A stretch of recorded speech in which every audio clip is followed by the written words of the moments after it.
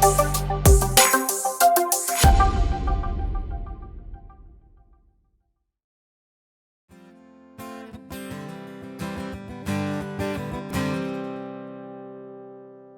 Lasater, ladies and gentlemen. Luke is with JSS and now Solotech as well, Jason's company, and he has been working for 10 years as a professional and designing systems like this. He'll also hear him talk about AOIP tomorrow, so networking and all the digital geeky stuff that Jason and those guys didn't grow up on. Well, Luke's now the specialist in that for JSS. So. Yes, sir. And he is going to share his infinite wisdom of these topics with us today.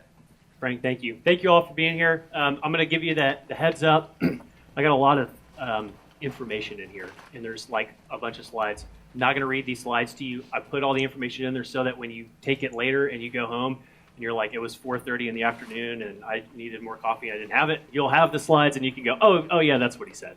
One thing before I start, I always like to do this when I get an opportunity if I'm wearing a headset or a lav. Who has to do a lav every week on their pastor? Lavs, who does headsets? Okay, all right, here's the secret, right? And you should play with this, okay? You go like this, park your lav, okay? Headset, have them smile, should sit right there on the corner. Try that next time, see if you can get some better game before feedback and a little more natural sound. Anyway, all that to say, if we'll put the slide up, we'll jump into this here. So we're going to talk about streaming and somewhat podcasting. I'm really going to talk specifically about the steps, audio, video, lighting is in there, and kind of how to get it out. We're not going to talk specifically about technologies because there's like a million different ways, a million different manufacturers and companies. We're going to talk about the specifics that we need to know in order to pull this thing off. Like I said, there's a mini slides, so let's get going. So why are we going to stream? Like the pastor says, I want to stream. And you say, why? And he says, 'cause. So we're going to talk about why. We're going to talk about capturing the audio and the video. We're going to talk about syncing it all up, transmitting it outside of the walls. Copyright issues, big deal. And I particularly believe for churches, it's a really big deal. Make sure that we're copyright compliant. A couple of reviews and some ideas on things you could try. And then if we've got time, we'll do a Q&A. So let's launch into it. Why? The pastor says, I want to stream. And you say, why? And he says, because everybody else is streaming. So let's arm ourselves with some knowledge to say, okay, we're going to stream, but let's define why we want to do it, right? We've got the ability to talk to people all over the world. We've got the ability to present. We know we've got these large churches or ministry organizations that are creating content and sending it out. So let's talk about why. Number one, it allows people to stay connected, right? So people are traveling, they're sick. We just talked about coronavirus, right? People can't come to church. They don't want to come to church. Hey, they can still keep up. Streaming is, this is an opinion, but I think it's biblical, is not a replacement for being in a church congregation, right? You've got to be with the people. That's biblical. That's what it says in the Bible, right? So this gives us an opportunity so when people are separated for a time and they can't get there, they can still be a part of the congregation, for that time that they're away. As well as it's convenient for people that are homebound or can't get out, that they can do that. A tool for encouragement and training. At my church, we have small groups, right? So we have Sunday school classes, we also have small groups. Our small groups meet in homes, on places on church, all over the week. And there's no set curriculum. It's just kind of like, hey, this is time to meet and be together. So what our group does is we take the sermon, we take notes on Sunday, we show back up on Tuesday nights, and we discuss it. So this gives us an opportunity. You're sick, you're out, you fell asleep because you had to stay up late with the baby, on Saturday night. So you can go back and review, like, I remember he said this awesome thing. You can go back and check that out. Gives visitors a chance to check you out, right? How important is this? I don't know. It's somewhat important. I think everyone's kind of saying, like, oh, where do I want to go? That's low, because I don't think that's a primary concern. Because, again, it's about being in a body, and there's an aspect of that you're not going to get over the internet. But it's still a convenient thing to note that that's important for some people to be, oh, I'm going to go here because they have cool lights on TV or whatever. Finally, churches with original content can share. Where I go to church, First Baptist Concord in Knoxville, we do a lot of original music, so we want to get that out so that we can empower other churches to take that music and share it. A lot of churches that have pastors that are doing these sermon series that they want to get out, and so this gives us an opportunity to share that information, that content with other believers around the globe. Capturing audio. So this is the Audio Engineer Society, so we're going to blast through the audio stuff because you guys probably know a lot of this, and we'll spend more time on video and sync and stuff like that. It's my friend Mark Petty at Gearbox Studios in Dallas, Texas, north of Dallas. It was a project that we worked on. They do video games there, but they're capturing audio, right? So let's look at the signal flow. Microphone to mic pre. Although traditionally it wasn't a mic pre, it was a splitter, right? You had your microphones, they hit a splitter, they broke out. Front of house, monitors, broadcast, multi-track tape machines. Now multi-track DAWs, right? Nowadays, we're not using the splitter, especially a lot of in houses of worship, we're not really using the splitter. We're saying, hey, let's get right to the pre. Let's all work together. Let's get the best gain structure we can, and then let's send that out to everybody. Keep our mic lines short and our digital lines long. So we're going to look at these kind of these breaking down and how they get to who they are and why they need to get there, and then what we can use those for later. So we're going to start off looking at broadcast, right? So broadcast, this is the thing that most of the time people say, yeah, I want to stream. It's like, okay, cool. How are you going to do it? I don't know. Well, we got to get the audio. Step one, Audio Engineer Society. Audio is the most important thing, right? Right? Yes? No? Okay. Well, thank you. There's somebody in the back that audio, they know. No, okay. The broadcast position. They're going to take the inputs from the stage, from the audience mics, from the production channels, and they're going to remix those for the remote audience. Their sole job is to make sure that the person on the other end of the screen, it sounds good for them. A lot of times doing smaller productions, they will also monitor the multitracks, which we'll get to. All right, so what do they do? How do we get good broadcast mix, right? You got to set up in a separate space, okay? If it's pretty hard to mix broadcasts in a room because a lot of times we like to have near field so we can listen. If we're in the room, can't do it, got to work hands, and then you're listening to the kick drum, 50 or 60 milliseconds after you're hearing it in your can because it's rolling around in the room, right? So let's get ourselves into a separate, isolated space. The room is really important, right? We know how, I wasn't here for all the sessions, but I'm sure that room modes have been brought up, other things about, how to deal with the room. You're mixing front of house, you've got room considerations. You're mixing wedges, you've got room considerations. It's the same thing for broadcast. So be careful of the room. I once walked in on a guy mixing broadcast, and he was mixing the thing, I swear it was 100 dB. And I walked in, and I was like, oh my gosh, what are you doing? He's like, oh, I'm mixing, I'm getting into it. I was like, man, you can't hear anything you're doing because that is all just bouncing around in this room and just coming back and crushing you. And when you listen back to the mix, it was not good. So mind the room. That may mean you need to use headphones. Most of the time what it means is turn it down. If it's not as loud, you're not going to energize the room as much. Pre-dial your mixes. We can multi-track, so let's pre-dial our mixes so when we're ready to actually have the band on stage and rehearsing, we're already there. We're already kind of ready to go. We're not like, how do I set my high-pass filter? And it's like, oh, we're done rehearsing. We did our 3 songs. So get in, start pre-dialing your mixes, start playing with it, especially if you're going to be using a lot of effects or plugins. You need time to really kind of start to massage those in so we can utilize our pre-multi-track services to do that. All right, this is an important one for me. The transitions are what you lose when you're separated from the room. So next time you're mixing front of house or monitors, you're mixing, and all of a sudden you hear the people clapping, so you look up and you see the pastor's walking on stage, and you unmute his microphone, right? But when you're parked in a broadcast room, you may hear them clapping, but you don't feel that same energy in the room when you're isolated. So a lot of times when you lose that, you start to get behind. You don't know what's coming next. You're not anticipating because you're not in the flow, in the feel. So you lose that when you kind of get separated. So we've got to add in video monitoring in order to help those broadcast engineers so they can see what's going on, things wide shots so they can see, plus other composite feeds of the video, so that when they're sitting there mixing, they can still kind of feel like they're in the space and see if we can minimize that disconnect. But be aware of that if you're going to set up a room to do broadcast. That's like something that you got to pay attention to and definitely be aware of. Video monitor we talked about, and audience mics. Jason talked about audience mics. I'm sure others have. The only way to make it sound good is audience mics. You listen to a basketball game, you hear the guy's feet squeaking on the court, you hear the guy, dropping his popcorn over there, right? You hear all the people yelling and screaming.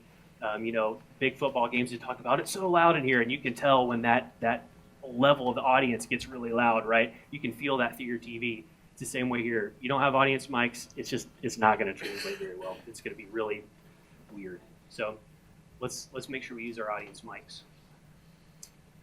All right. Like I said, I'm going to fly through this because I want to get into the and the sync stuff.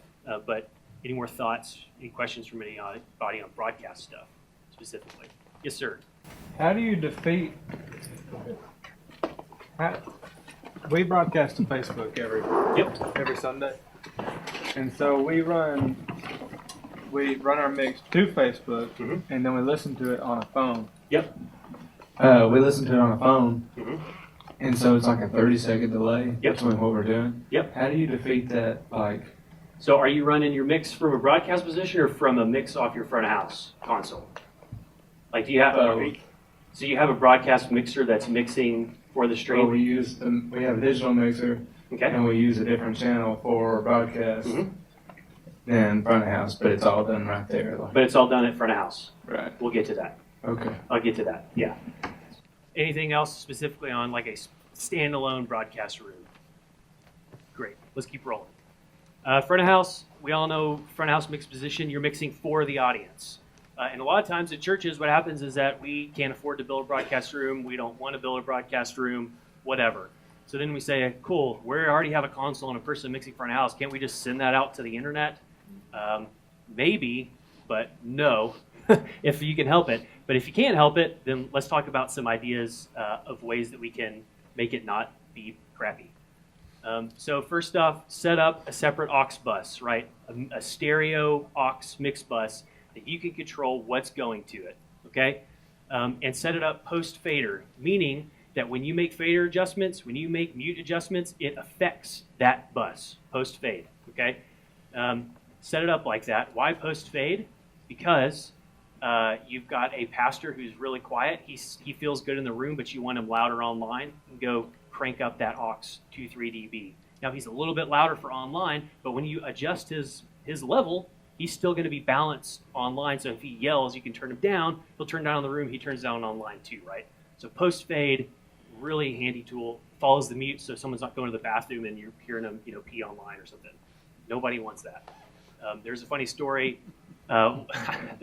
When at the church that I was at, I was mixing monitors, and the pastor was out mingling and talking to people before the service. The song started. The guy who was mixing front of house unmuted the wrong thing right as when the pastor was talking to somebody. He said, "Show me the money." And boom, right over the top of the PA, right through the middle of the song. You never want to hear your pastor shouting, "Show me the money," that's for sure, right? Now, it was related to some totally other story, but then everyone's in the auditorium, and they're like, "Oh, that was awkward." So that's why you want to make sure that all of your mutes and stuff follow so that doesn't happen online as well. So yeah, we talked about the dedicated aux, so you can make adjustments. You got to put your audience mics in there, okay? So you would never put an audience mic into a front of house mix, but you need to bring them into your front of house desk if you're mixing front of house and you're going to bust that out online. Get those audience mics in there. And then finally, to your point, the only way to make your online mix better, if you're mixing it from front of house, is you have to go back and listen to it later and remember, during this song, I remember the guitar was really loud, and online the guitar is really loud. Okay, that's good. I remember on this song the guitar was really quiet, and then online it's like, oh my gosh, all I can hear is the guitar. So it'd be like, I may have some level balance issues, so then you could go into your aux mix, and you could maybe tuck that guitar down, or turn those choir mics up, right? So that's the only way you're going to be able to get around that post-processing, because you just have to go back and listen and be like, okay, this was good, this wasn't good. And then after time, it'll start to improve, and you can get it to where it's a really a solid board mix, works online, but it takes a lot of time, and it takes a lot of attention, and somebody has to go back, and you have to listen and care. So if you've got to mix your broadcast from your front of house desk, there's some tips and tricks. Questions on that? Aux fade, aux, post fade, all that makes sense. Certainly, I didn't specifically call this out, but you're probably going to do some processing on that bus, maybe something to help bring the level up, maybe some kind of multiband compression, right? Maybe even putting some kind of reverb or effect or something on there. Although I would much more prefer to put the audience in-crowd mics in there. So, if you're going to do that, make sure that your aux bus has some ability to add some of those features. Cool. So, yeah, typically front of house goes loudspeakers, broadcast is going to go to the stream and records. We just talked about front of house can get to the stream and records if needed. So let's look at multi-tracking, okay? I think we're all pretty familiar with multi-tracking, especially with the digital console age, right? Really easy. You plug the Cat5 cable in, and then you set up another route, and then, hey, or you plug your USB in. Hey, now I've got multi-track, right? Multi-track will give you the ability to go back and remix your service, okay? I can't afford a broadcast studio. I can't afford a broadcast room. I can't afford another person to mix it, or the guy that I have is he's got such a servant heart, right? he's always faithful to be here. But every time I turn on Facebook, I'm like, yeah, I'm so glad that he's serving for us. Praise the Lord. So you can go back and you can remix this stuff, right? So that's where the multi-track really comes in handy, is you can remix. So just be prepared. Like I said, if you're going to mix for a house from your, if you're going to mix for a house and broadcast from your front of house desk, you got to get those audience mics into your broadcast, into your front of house desk. Same thing. You got to be prepared to take in more inputs to your live mix, to your multi-track than you would necessarily need to take in for front of house. So as a result, be prepared for that. Number one point that I want to say is that, and this happened to me 2 weeks ago, one of my stage box inputs power supplies died, and so we lost all the backing tracks. So what happened in the room? It went, and then everyone forgot about it. What happened on the multi-track? It went, and then you watch it again, and it goes, and then you watch it again, and it goes, meaning that every little issue, problem, noise is forever now recorded. So every time somebody listens back to that, they're going to hear it again. So you always want to make sure and be paying attention and monitoring your multi-tracks so that you don't end up with some kind of noise or hiss, or the pastor's mic has got a 60-cycle hum in it, and then it's like, well, I guess this week was a bust. We'll try again next week, right? So be sure to monitor that. We talked about audience mics, and we talked about audience mics, and we talked about audience mics. They're still really important, so make sure you capture those. Test your hardware. I had a guy call me the other week. He said, yeah, man, everything is great when I do my test on Thursday, but Sunday morning it just never works, right? Well, it turns out that on Sunday morning, that's when his virus software would run and do its backup. So every Sunday morning at 9:15, his multi-track would die, and it's like, hey, just try disabling this. All of a sudden, disable. It's like, it works. It worked. So always check it. Always be prepared to be monitoring that. You could certainly consider doing a backup rig if it's like a big deal. You're like, hey, man, we are. I don't know that anyone is monetizing their sermons necessarily. I don't know that that's like a thing. But if you've got a certain level of like, we have a deliverable that we have to meet. Sometimes TV and radio guys, we have a deliverable we have to meet. Having a backup is handy. Finally, we're going to get into this with the sync stuff. Use MPC MIDI timecode to stripe timecode onto your audio files, so that later when you go to sync them up with video, you're not having to try to manually line things up. It's all right there in Pro Tools, new window, whatever. You hit spot, you type in the time, it drops it in. Makes it really fast for syncing up later. So if you can get that MTC in, which, I mean, there's a million different boxes that have a line in to USB. So do that. Okay, there was a thought that I wanted to share, which was, what do I then need to export? So I've captured all this audio. I've got a hard drive full of stuff. What should I do with it? The pastor says, I want to put the sermon up. Okay, cool. But is there other ways that we can use this to help equip our people and spread the gospel, right? So these are the things that I usually recommend to folks is get a print of your entire mix so that you can then archive it. You can have it for later. You can do whatever you want with it. Remix the full service, and then be prepared to have waves, right? Wave files, MP3 files, and then we'll get into video and DVD. We print DVDs sometimes at my place because there's just some people that want to have DVDs. I don't even know how their DVD players work anymore. But anyway, we still print a DVD for these two people. Anyway, so maybe they need to be DVD files, right? So I always say, let's get the whole service remixed, right? Let's export the sermon so that we can then print that to a CD. We can upload that to our podcasting, solution. We can use that to cut out individual things so we can have sound chunks because, in 2 years someone says, man, this was a really cool sermon that so-and-so preached that fits perfectly with the song. So we're going to put his preaching over the top of us playing as a backing track. Oh, it also has all the audience mics, and it also has all this and all that. Oh, I can't use this now. So you can export different, adjustments for that. And then if you're somebody that does a lot of original music, or you've got a really active worship team, you can always export particular music cuts.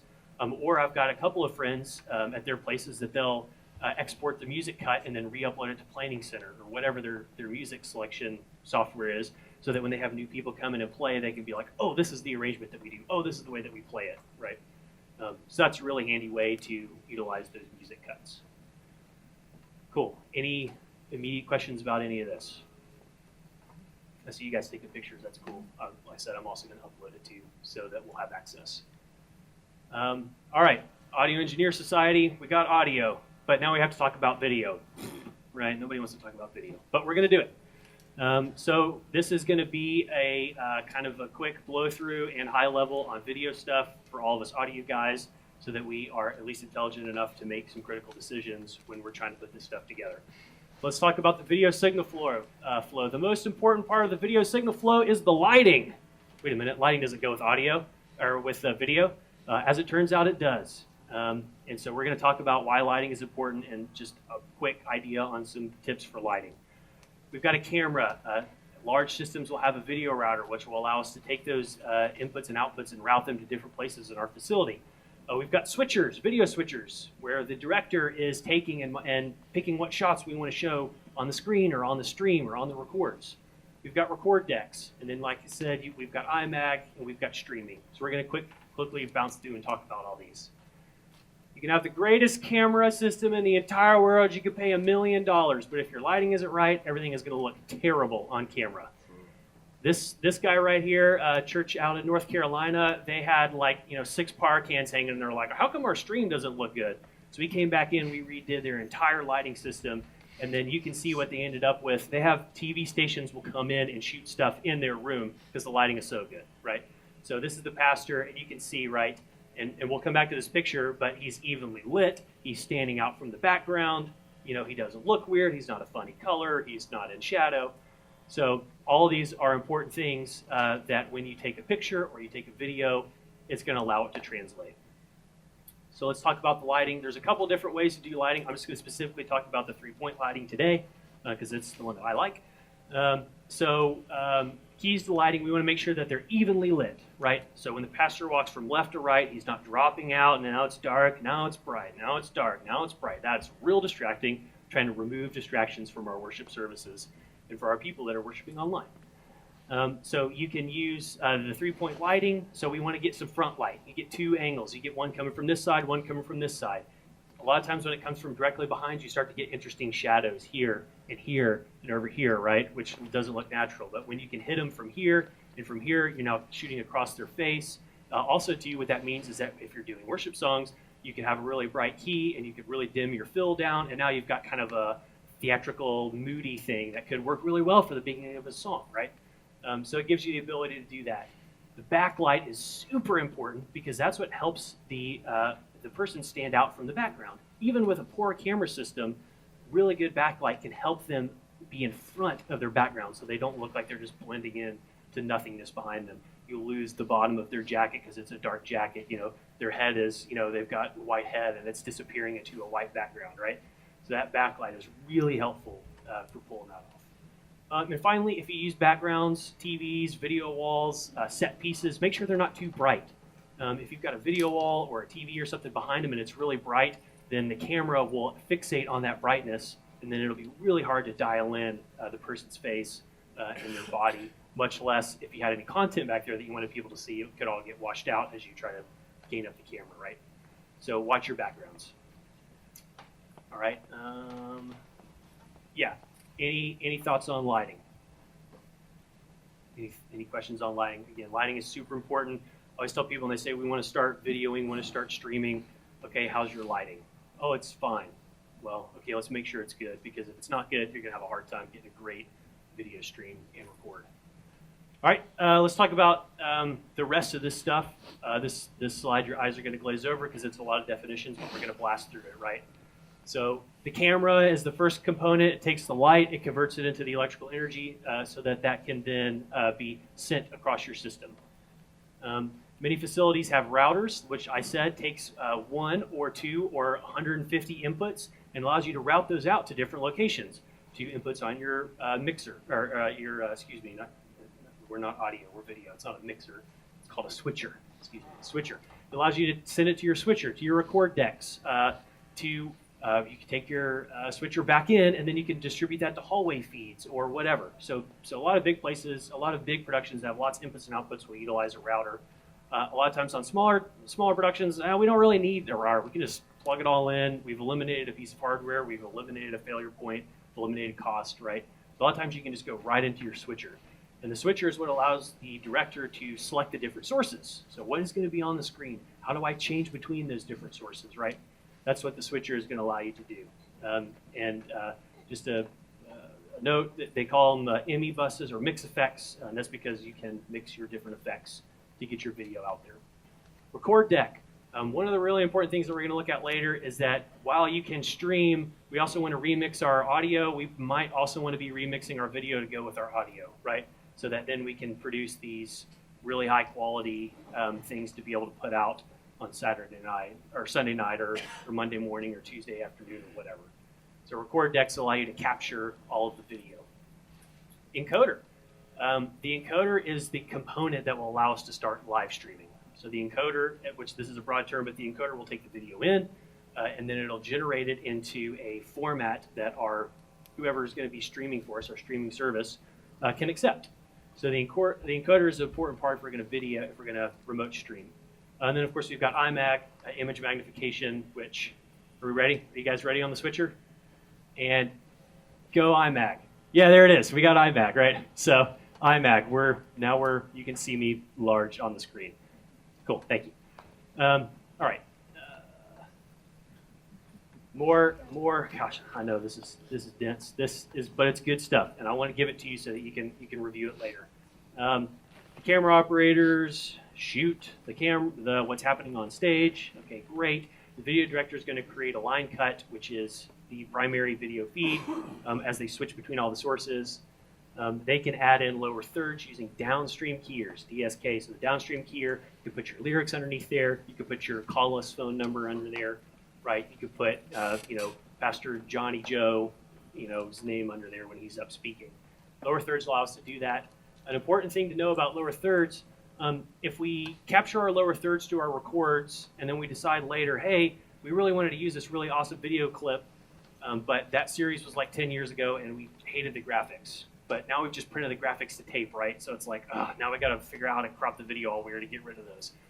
We can utilize a clean feed. So the clean feed allow us to take the video before the keyers and send that out to record deck. So a lot of times people will do the clean feed before any of their lower thirds, so you don't get the sermon notes, you don't get the song lyrics, all that stuff that could be if you're doing IMAG and recording off the same thing. So clean feeds for that. And finally, if you're crazy, which there are people out there that are crazy, and they like to record every single camera so that they can go back later and remix it. This really comes in handy for big productions. You're doing a big Christmas production, Easter production. We do a big thing for kids every summer called Concord Quest, where we build a big set and we got like 1,800 kids, and it's great. But it's a big theatrical production, and so we ISO all of our cameras so we can go back later. We can color correct. We can pick different shots.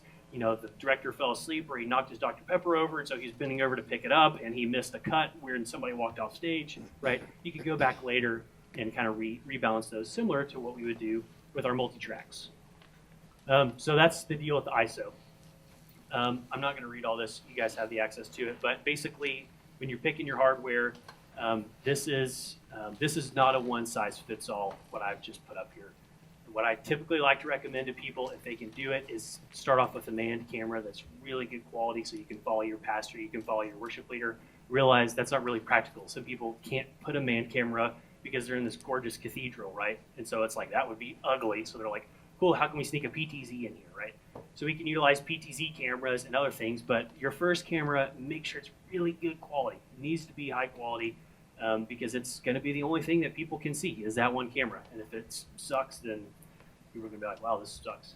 So anyway, so get a great camera, start adding more cameras as you are expanding and growing what you're doing, right? You can add PTZ cameras. You can have multiple PTZ cameras for different shots without having to have a manned camera on sticks out on the audience. You can add POV cameras, point of view, down close to the stage. We love to stick them on keyboards, and they make this cool slider that automatically makes the camera move. So now you've got a camera shot that's always moving. It's close up on the keyboard, so when the singer walks out of the light and you need a shot, you could bail to the keyboard, but it's still moving. It's not kind of a static, boring shot. A lot of times, people that churches that are don't have a lot of I'm not going to say higher energy, but they have like a more pared down, right? It's like, hey, we just have like a keyboard and an organ and a choir. We're not really going for an intense kind of video, cinematography type thing. You can still utilize those things to help just keep a little bit of movement and a little bit of dynamic, and it keeps it from getting stale from the people that are watching. Because when you see the same 3 shots over and over and it never changes, it's kind of like, is the sermon over yet? Is the song over yet? So it really helps. Because again, remember, when you're remote, you don't have the energy of being in the room that you have when you're in the room. So you've got to try to create some of these kind of lift that energy for the people that are remote by utilizing multiple cameras that are moving, audience mics, all that stuff. So yeah, I love the POVs on the track. Switchers, get a good switcher, right? Some productions may only have 2 or 3 cameras. Some churches may only have 2 or 3 cameras. You may not need a big old, freaking Grass Valley massive, 96 input switcher that they've got, at NBC or something. A software solution may be appropriate, right? They say, hey, we've got cameras that have NDI that we're going to take in over the network, and that's going to go to our OBS, switcher that we can then switch those 3 cameras and our ProPresenter feed and send that out. And we're going to work really hard to make sure that our lighting is good and we pick good, PTZ cameras and all that stuff. So that's a great way to do that. Other times it's like, no, we need a piece of hardware because we got a lot of stuff, right? So, your mileage is going to vary, but make sure that, it's good quality and that it's going to, have, be able to output, count up all your inputs, all your outputs, make sure it's going to meet your needs. Don't forget to record. We talked about record decks, and then the streaming encoder starts to get really important when you want to stream. We've got more on the streaming encoder coming up. So let's talk about the most mystifying part of it all, and that's how do we keep it all in sync together. How many of you guys have watched a live stream and like 15 minutes in, the speaking does not line up with the video, right? At 45 minutes in, it's like it's 3 minutes off, right? So it's all floated apart. It's because it's not synced together. So we've got to keep it all synced together, and there's different ways of doing that. But we're going to look at kind of the signal flow for how do we sync all of our audio and video stuff together. So we start with a master clock. A master clock needs to generate video sync and audio sync. Audio sync via word clock, video sync via tri-sync or black burst. If you've got older cameras, a lot of times they're going to be a black burst. The newer cameras are going to have HD tri-sync. The tri-sync is a little bit more reliable, a little bit more accurate, so we've moved to those in the past 15, 20 years.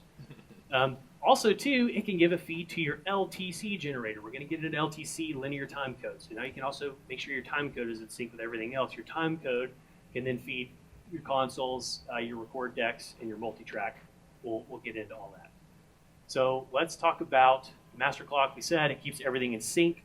And because it keeps everything in sync, it is an extremely important component. So that if you're going to skip on anything, it cannot be the clock, because the clock is now reclocking all of your audio and resyncing all of your video, right? So if that thing is not good or if it's not reliable, then you're actually worse off than you were before. So because now everything is depending on this one device, whereas before, if you didn't have one, the video, something could happen to it, but at least the audio is still going to go, right? So the master clock, it's got to be high quality. It's got to be a good box. So that's the deal with that. Let's talk a little bit about SMPTE timecode. Has anybody heard of SMPTE timecode? Does anybody know what that is? All right. So basically, that is that's a format that SMPTE has put out that gives us hours, minutes, seconds, and frames, right? And so that we can then attach this to our audio tracks and to our video tracks as a metadata, so that when we go back later and we want to line it all up, we know, okay, at 1 hour, 1 minute, 1 second, 1 frame, this event happened, right? So this is a great way for lining things up later. This is not sync. This is not going to keep your system in sync. This is just going to allow you to line stuff up later, okay? So that's really important to keep in mind. Talked about LTC. That's the linear time code. That's the audio version. That's the transport, the way that it gets out, linear time code. You can use that. You'll see record decks, video switchers, audio devices that have an LTC, linear time code input. You can feed them that, and that way you can stripe that time code. And then MTC is the MIDI version of that our DAWs can take in, so that we can then import that MIDI time code into our DAWs. We can write it to our audio files, so that when we go to line it up later, we can all get it to line up at the same spot. All right? So, really, really helpful to line stuff up later, to have our time code written. All right, Yeah. So I think we're all pretty familiar with word clock, right? It's going to keep all of our digital devices so that they are sounding at the same time. Blackburst Tri-Sync, which is more broadly known as a gen lock signal, that's going to keep all of our videos to make sure that they are played, they are shown at the same time. There's a cool thing called a frame sync. All right, the frame sync takes all of the inputs, all the video inputs, and it figures out when they all come in. It adds a delay, 2-3 frames, and then plays them all back at the same time. So it's like, sweet, I don't have to do any kind of clocking because the switcher does it for me with frame syncs. Except for you just added 3 frames of latency to your video system. And we're going to look at that in a minute, but I mean, that could be as high as like, 800 or 900 milliseconds. So people are going to start to notice that. So when we get into frame syncs, a lot of times the frame syncs are really helpful for computer inputs, things that are non-real time, that don't really have a way to take a sync in. We can utilize our frame syncs to help deal with that. Like I said, increases it. And then the video switcher, it has to have everything in sync. I don't know if anyone's ever experienced this, but if they're not in sync and you press, you go cut from one camera to the other, you can have like black in between. You can have them have some kind of weird artifact where they're not crossing correctly and their weird lines come on the screen. That's happening because they're not all synced, they're not all locked together. All right, any questions before I go into that? Any questions on the video sync side? Like, cool, I need a master clock, I need to send all of my cameras, all of my record decks, I need to send them sync so they're all locked together. Makes sense? Cool. Aligning the audio and video later. I was the audio engineer side, so I had to get some math in here. All right. So we talked about that latency, that amount of time it's going to take if we employ a frame sync or just the internal processing of the video. Video takes longer to process than audio because audio is better. No. It takes longer to process because there's more to do, right? So this is a slide. I'm not going to do all this math right now, but I wanted to put it up so that later down the road when you're at home and you're saying, the person is talking, but the sound is coming first. I know I need to delay the sound so that it happens at the same time as they're talking. How do I do that? Well, you're going to look up what the latency of the video system is, which is typically listed in frames. You're going to run the math problem, and you're going to find out, hey, at 48, a console at 48K and a video system running at 60 frames a second is going to be 16.666 milliseconds per frame, right? So it's like, cool, the thing is 3 frames. 16.667 times 3, that's how much I need to delay my audio in order to line up with my video. In a live venue, 30, 50 milliseconds is not going to matter. I mean, I got my PA backed up 20 milliseconds to the snare drum anyway, right? So I'm already halfway there, right? So in the live audience, it doesn't really matter that there's 30 to 50 milliseconds. But when you're watching online, it matters because you're sitting there watching someone talk right 3 inches from your face. And so you're going to see that it doesn't line up. So it's really important to get in, calculate that time, and get everybody lined up. Okay. Oh yeah. Oh, we talked about LTC and MTC. So how do we line it all this stuff up later, right? So we've striped our time code. We've written the MTC to our B-Wave files. And so what we get to do is we get to open up our editor, we get to type spot, and we get to press 1, and then boom, the video goes there. Spot 1, boom, the audio goes there. Now we can start working. Super easy.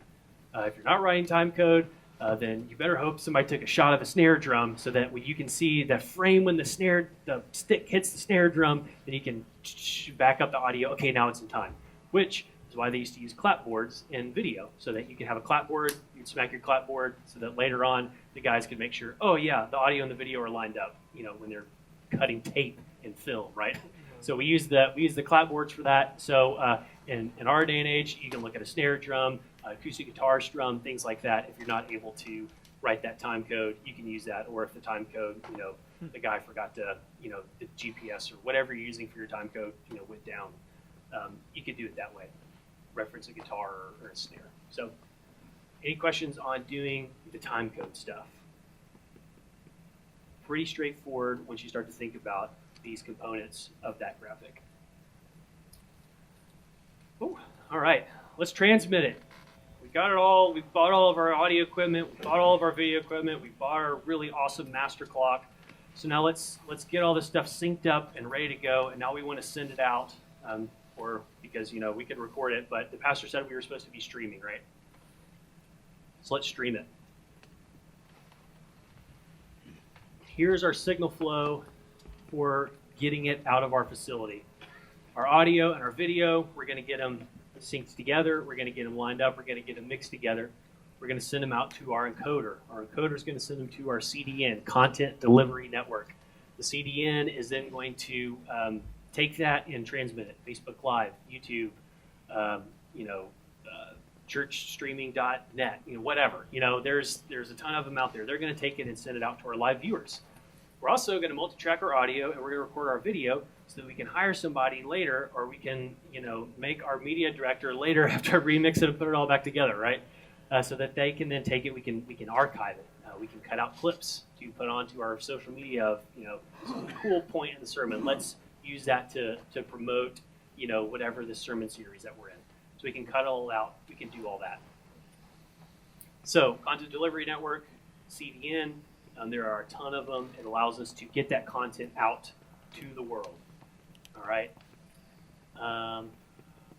Popular ones: Facebook Live, YouTube Livestream, Vimeo, Apple Podcasts, SoundCloud.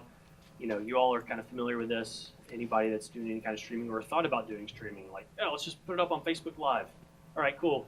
And it's like, yeah, we've been doing it. We've got like 50 people watching it, so we want to go from an iPad propped up in the back of the room to the next step, right? So we're going to start looking at recording our audio, our cameras, all that stuff. There's going to be different formats required, so that's where the encoder becomes really important. So the encoder is going to take your audio and your video, and it's going to create it put it in the format that the CDN can accept, so that they can broadcast it on Facebook and YouTube and wherever else. Encoders, just like everything else, we can get a software version, we can get a hardware version. We're going to look at pros and cons of that here in a minute.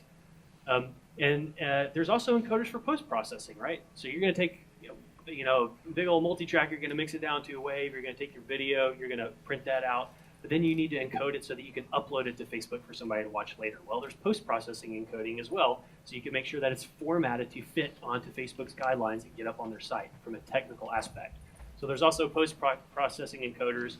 You've probably seen these from Adobe and people like that. Adobe Media Encoder is a really popular one that can do multiple different encoding processes post-processed. So encoders, hardware versus standalone. Obviously, it's kind of like anything else, right? If it's a hardware, it's dedicated. It's going to be rock solid if you get something that's a good quality. And it can also have features like you press a button and it automatically starts streaming, which is great for volunteers, right? It's not like enter the stream key. I copied the wrong thing. No, just hit a button and it goes. That's really good. But a lot of times you have to have another application to view what it's doing, to set up the settings, all that stuff. So there is a trade-off there. Same thing with the software. There's great softwares that allow you to do all the lower thirds and do all of the pre and post video rolls and all that stuff.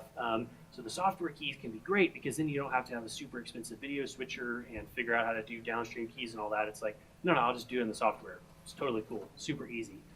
But you're going to have a computer to run it. You're going to have hardware to get the video in, so that's all going to add up, to more expense. So there's always a trade-off there. And then these are the super important questions that you should take a picture of so that you're prepared to say, what is my internet upload and download speed? Because we're uploading to the world, so we got to make sure we got a good upload speed. We were working with one church, and they said, yeah, man, we got 50 meg down. Okay, cool. What's your upload? 1.3 meg. Cool. You can stream like a 480p, video that's like a little grainy thing. That's all you can stream, They're like, how come it doesn't look good? That's why. So monitor your upload and download speeds. Make sure that they meet the CDN's requirements, and make sure it's reliable. You've all experienced this. The Wi-Fi works great on Wednesday at 9 a.m. Sunday morning, 5,000 people show up, and it's like, well, can't even open a web page. So test your connections. If you're going to start streaming, you're going to start doing that stuff. Do some of these tests ahead of time. Be kind of prepared and ready to go, and do real-world tests before you go on here. And then are there limits? Like Facebook Live, you can only stream for 3 hours. So if you're, International House of Prayer or whatever, and you constantly stream 24/7, Facebook Live may not be the best option because it's going to cut you off after 3 hours, right? Or it's going to start a new stream or whatever. So be aware of those things. And then, of course, there's always the question of who owns the content that I upload. Gets into a whole legal thing, right? And so it's like, well, I uploaded it, so I own it. And somebody else is like, no, this is my content, blah, blah, blah, blah, blah. So keep that in the back of your mind when we're trying to protect ourselves as content creators, as people that are putting time and energy into putting this stuff together. We want to make sure that we are holding on to the rights for that stuff. Copyright issues, super important, like I said before. But super easy because, praise the Lord, CCLI, you can buy your little $300 add-on and you can stream all you want, all right? So CCLI offers these services for us as churches. You're already paying CCLI anyway to print your music. You're already paying them to upload your music to Planning Center or whatever. You can get this add-on depending on the size of your church so that you are now compliant to stream. Will Facebook still take you down, because it's July the 3rd and you had an American graphic and, the U.S. Olympic Committee said, hey, that's our content. Yeah, that still could happen, right? But you're now protected, so then now you can call back Facebook and say, you can send them an email and say, I'm licensed to have this. Look, here's my license. Put my video back up. And then next week they hopefully won't take you down. Unless, again, the U.S. Olympic Committee decides that, hey, this week this graphic is owned by them. So I don't know if you guys remember that. It was like 2 or 3 years ago. It's like the entire month of July, it's like every stream was taken down because people had red, white, and blue in the background. So anyway, so super helpful. And like I said, I think it's really important for us as churches to be compliant with copyright issues because we need to obey the law. Render unto Caesar what is Caesar's, right? So let's make sure we're compliant. Whew, we're getting to the end. Are you guys falling asleep yet? Where's the portable coffee machine? Frank, are you carrying the coffee around for everybody? Yeah? Okay, cool. Yeah. This is for you guys to review at home, but it's just a quick kind of rundown of everything that we've talked about, right? In kind of a little bite-sized chunk, so that you could say, I remember something about broadcast, multi-tracking, audience mics. Oh yeah, we did talk about that. Let's go look at it. So there's some review highlights about some of the stuff that we talked about. I think somewhere I have audience mics again. Don't forget your audience mics, okay? Get your audience mics in your mix, please. And make sure you've got good lighting for your video. All right, here's a cool thing. This is one of the last things that I want to leave you with. I think this is one of the coolest ideas that the guys that I work with came up with, and that is, how do I make it so that even if I have to mix from a front of house desk, and I have to do a 2-mix, I have to bust that out. I still got my audience mics and all that, but my Facebook Live mix is still pretty meh. But I want people to have access to it. Here's what we do every week. Hire a local engineer or a student engineer. Got Belmont, MTSU, Blackbird, a bunch of others. I'm sorry if I said one that you went to. I'm not trying to offend you, but MTSU is the best. Anyway, sorry. So get a local engineer, get a student, and get them to remix the service and print all the stuff up for you. Get your full service wave. Get your 44.1 16-bit Redbook CD file, so you can print that on a CD, so you can hand that out to the 6 guys that are like, I don't own a computer. Computers are the devil, right? So no, here's your CD. Okay, here you go. Yes, sir. Put it in your CD player. We hope this blesses you, right? Get all that stuff and then get them to remix that and give it to you, right? And then also give them the audio. You've got a hard disk from your hard disk recorder. You take that, they put it in a little dock, they copy it over to their video software, they drop their mix in, they hit print, and then they give you a high-res version. They give you one encoded so that you can upload it to Facebook. They also give you the full service, but they also give you the sermon and the music cut. Man, this song that we did this week was so powerful. Everybody loved it. Everyone's saying, man, we want to experience that again and again and again. Cool, let's cut that out. Let's upload it to our Facebook page or our YouTube page or whatever. Music cuts, and then of course, a cut out of your sermon so that, a lot of places just want to upload the sermon because there's one friend of mine in California. He's got a killer band, but all of the guys that play in his band are all professional musicians in LA. And if they flub up, they don't want anybody to see that on a live stream at the church. They don't want somebody to find that and come back and be like, oh, well, this one time you played this one gig and you missed this one note at this church. So he's wants to be really protective of his guys. So they pre-record their music, they play it back, and then when the time comes, they get it all, they figure out how long the music's going to be, right? They do the first service, They play back the first service. They drop in the pre-recorded music. So it's like, oh man, this band sounds awesome, right? So anyway, there's some options there, but this is a great way to kind of get started if you're like, I just can't afford to put in a broadcast thing, and we're trying everything we can do. The live stream, mix is pretty okay. This is a really great way, and you can have somebody do this on Sunday night, Monday morning, Tuesday morning, whatever, and now you've got it. So I think that's it. All right, question and answer. No, I'm going to answer and you're going to question, right? So let me put back up the other slide that has the overview. So questions, thoughts? I don't want to hear the snide remarks. You can keep those yourself. So thoughts on any of this, questions on any of this stuff? Yay? Nay? Frank? It's an example of your master clock in sync. Do what? Master clock in sync. Yeah, what about it? What device is that? Who makes it? We're not talking about device-specific things, right? Because there's so many great options out there. But if you want the best one, then you should get the Antelope Trinity. No, did I say that? Yes, you should get that one.